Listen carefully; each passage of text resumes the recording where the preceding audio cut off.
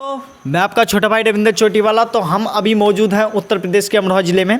Jyotiba Phule army संगठन है, एक कार्यालय है जो अमरोहा में स्थित है। और हम ज्योतिबा फुले आर्मी संगठन के जो राष्ट्राध्यक्ष हैं जितेंद्र सैनी जी सुपारी जी, उनसे एक बार बात करते हैं। कई मुद्दे हैं, उनसे आज बात करते हैं। तो सैनी जी, आपका स्वागत है। बहुत बहुत धन्यवाद। सबसे पहले मैं आरसीबी टीम का दिल की गहराइयों से धन्यवाद करता हूं, जो आप इतनी समथिंग रात के 10 बज रहे हैं, आपने इतना समय देकर मेरे पास में आए हैं। ज्योतिबा फुले जी के विचार पर हम चलते हैं। और आर्मी जैसे हमारे हौसले हैं। अच्छा, आर्मी जैसे, जो आर्मी का वर्ड है, आर्मी जैसे हमारे हौसले हैं। क्योंकि हम भाई साहब, मैंने ये सुना है कि आप अपने अपने समाज की बात करते हैं। जैसे सैनी मतलब ज्योतिबा फुले आर्मी संगठन है, तो आप अपने अपने समाज की बात करते हैं। देखिए, अपने अपने समाज की बात कई बार इस तरीके से करनी पड़ जाती है। जब समाज के बीच में जाते हैं तो समाज की बातें करनी पड़ती हैं, पर इसका मकसद ये नहीं कि हम दूसरे समाज को नीचा दिखाते हैं। हम सभी समाज का सम्मान करते हैं। अच्छा, आप जाट, गुजर और केवट, कश्यप वगैरह सबका सम्मान करते हैं। आप सबके महापुरुषों के बारे में जानते हैं। देखिए, मैं सभी महापुरुषों का सम्मान करता हूँ, क्योंकि महापुरुष कोई भी व्यक्ति होता है एक जाति के अंदर जन्म लेता है, क्योंकि जाति व्यवस्था हमारे हिंदुस्तान के अंदर है। ठीक है, तो इसका मतलब ये नहीं है कि वो जाति के अंदर पैदा हुआ है, महापुरुष होने के बाद में तो एक जाति का हो जाएगा।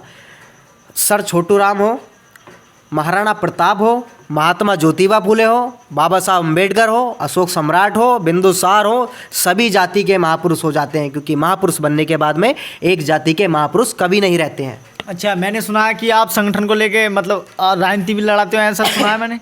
देखिए, जिक्र तो लोग बाग क्या से क्या कर देते हैं।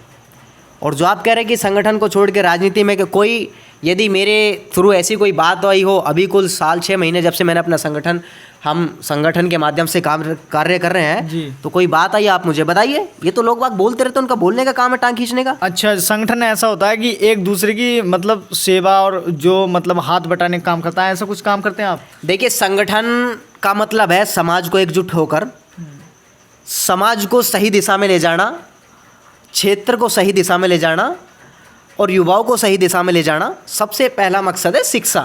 शिक्षा यदि जिसके पास आ गई, समाज और देश हमेशा तरक्की पर जाएगा। अच्छा, मैंने सुना है कि आप अपने महापुरुषों के बारे में बात करते हैं, तो आप चंद्रगुप्त या किसी के इतिहास के बारे में बता सकते हैं? देखिए, आपने जो सवाल किया है वो बहुत ही अच्छा सवाल किया है। आपने चंद्रगुप्त मौर्य का नाम लिया है।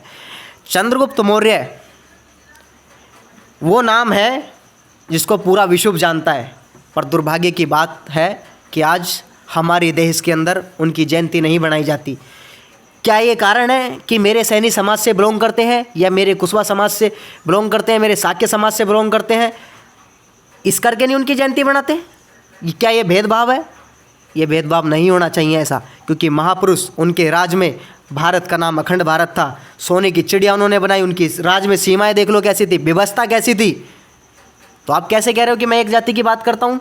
अच्छा, अभी ज्योतिबा फुले जी को भारत रत्न पुरस्कार मिलना चाहिए, उसके बारे में आप क्या कहना चाहते हैं? देखिए, महात्मा ज्योतिबा फुले वो शख्सियत हैं, आप सभी जानते हैं, कुछ साथी नहीं जानते होंगे, क्योंकि जब इस देश के अंदर महिलाओं को पढ़ने लिखने का अधिकार नहीं था, महात्मा ज्योतिबा फुले जी ने अपनी वाइफ सावित्रीबाई फुले को पढ़ा लिखा कर जब स्कूल खोलने के लिए भेजा, कुछ लोग उनके ऊपर कीचड़ पत्थर तलक फेंकते थे। कहते थे कि लड़कियां पढ़ लेंगी तो हमारी बराबरी करेंगी, बैसबाजी करेंगी, इनको पढ़ने लिखने का अधिकार नहीं होना चाहिए। महात्मा ज्योतिबा फुले जी ने कहा था कि जब तक महिला पढ़ेगी नहीं, देश और समाज तरक्की पर नहीं होगा। तो हम उनकी विचारधारा को क्यों ना समाज के बीच में पहुँचाएँ, क्यों ना देश के अंदर पहुँचाएँ, और लोग बाग उनको भूलते जा रहे हैं। ये राजनीति करनी छोड़ दीजिए महापुरुषों के नाम से। समाज की और महापुरुषों की बातें हमेशा सच्ची और सही तरीके से होनी चाहिए। अच्छा, जिन्होंने देश के लिए बहुत कुछ करा है, मतलब अखंड भारत के मतलब राजा रहे हैं, जिनका नाम अशोक सम्राट जी है, उनके बारे में जानते हैं आप? और उनकी जयंती अभी तक नहीं मनाई जाती, जबकि सबसे ऊंचे और अच्छा दर्जा उन्हें मतलब भारत में दिया जाता है। देखिए, ऐसा क्यों हो रहा है? ये बहुत ही दुर्भाग्य की बात है कि जिस देश के अंदर इतने महान सम्राट अशोक जन्मे, उनके ऊपर कुछ लोग राजनीति करते हैं। इतना बड़ा जिसके कंधे पर अशोक स्तंभ लग जाता है, उसका कद कितना ऊंचा हो जाता है। आर्मी में हो या पुलिस लाइन में हो, आप सभी को पता है। तो तो ये भी एक कहीं ना कहीं दुर्भाग्य की बात है, या फिर इस तरीके कह लो कि एक समाज से सैनी कुशवाहा मौर्य शाक्य समाज के अंदर जन्मे हैं, शायद इस करके टारगेट करते हो। तो मैं सैनी कुशवाहा मौर्य शाक्य समाज के भाइयों से भी कह देना चाहता हूँ कि आप लोग अपने महापुरुषों की बात रोडों पर आकर करो, संविधान के दायरे में आगे करो, शांतिपूर्ण करो। आपकी बात नहीं सुनता तो उन लोगों को लात मार के वहाँ से बाहर निकाल दीजिए जो आपके चुनावी टाइम पर हाथ पांव जोड़ते हैं। सवाल करिए उनसे, नेताओं से सवाल करिए। बिल्कुल सही बात है, वोट का वही मांगने आते हैं। आपका मेन उद्देश्य क्या है संगठन को लेकर? मेन उद्देश्य ये है, जिस तरीके की हमारे जो कुछ पिछड़ी बिरादरी हैं, जो ओबीसी समाज के अंदर आते हैं, ऐसे समाज के अंदर आते हैं, और जो हम सभी समाज का सम्मान करते हैं, जो गरीब तबके के लोग हैं, उनके अंदर शिक्षा का आभार है। शिक्षा को सही मायने में उनके तक पहुंचाना, जिससे कि शिक्षा पाकर वो अपने हक और अधिकार की आवाज़ उठा सके।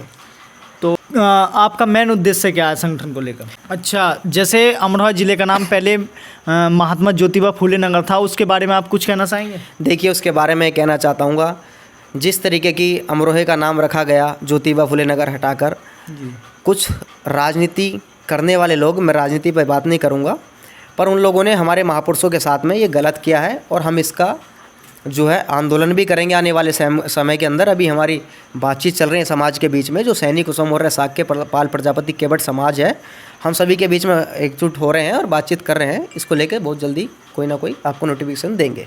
अच्छा, मैंने सुना है आपके नाम पर मुकदमे भी होने की चर्चा सुनी है, कुछ ऐसा कुछ? देखिए रविंदर जी, जो एक गरीब परिवार से आते हैं, या फिर कुछ लोग बरादरी करके टारगेट कर लेते हैं, क्योंकि देखते कि सैनी समाज से है, कुशवाहा समाज से है, शाक्य समाज से है, तो इनका वजूद कुछ नहीं होगा।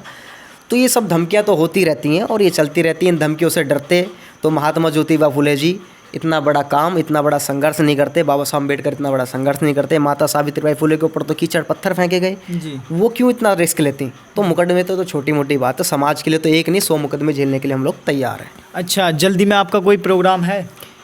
जल्दी में, हाँ, अभी हम 11 अप्रैल का प्रोग्राम कर रहे हैं। हसनपुर क्षेत्र पड़ता है अमरोहा ज़िले के अंदर, और ढवारसी के अंदर हम प्रोग्राम की प्रक्रिया हमारी चालू है।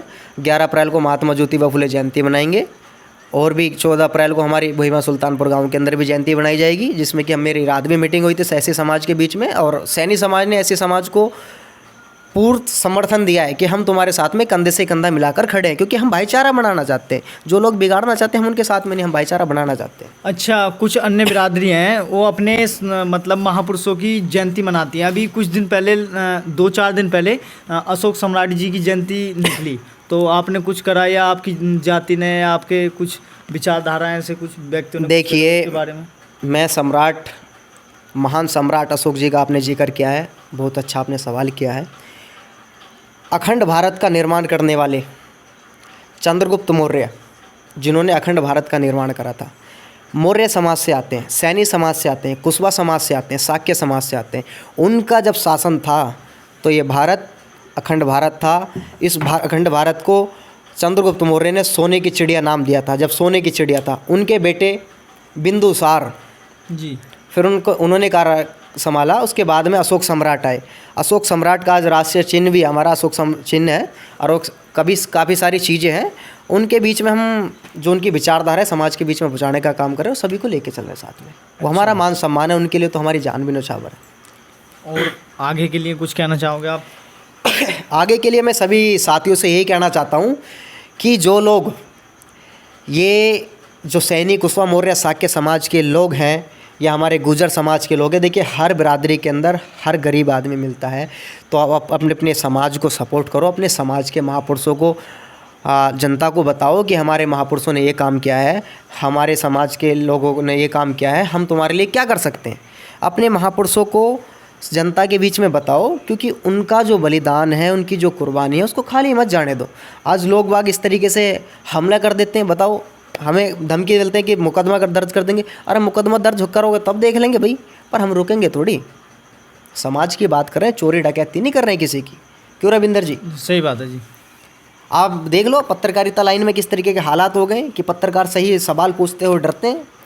ये लोकतंत्र नहीं है। लोकतंत्र के चौथा स्तंभ है मीडिया। यदि मीडिया ही डर के काम करेगा, मीडिया का काम होता है कि मजबूत आदमी से सवाल पूछना कि वो गलत कर रहा है, तो मीडिया को भी स्वतंत्र रहना चाहिए। मीडिया के साथियों को भी इतना अपने अंदर हौसला रखना चाहिए कि मजबूत आदमी से सवाल पूछें।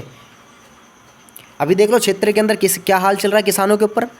किसान दिन रात ड्यूटी लगा रहे हैं अपने खेतों पे। क्या ये हालत है? बहुत बुरी दशा हुई पड़ी है। आओ कभी हमरो क्षेत्र में जितने साथी हैं अपने अपने समाज की और अपने अपने क्षेत्र की समस्या को उठाओ, एक दूसरे का समर्थन करो। ये मत देखो कि ये कौन सी बिरादरी का, कौन सी जात पात का। जात पात ने हमारे देश का नाश करके रखा है। महापुरुषों को नहीं बोल रहे, जाति के नाम से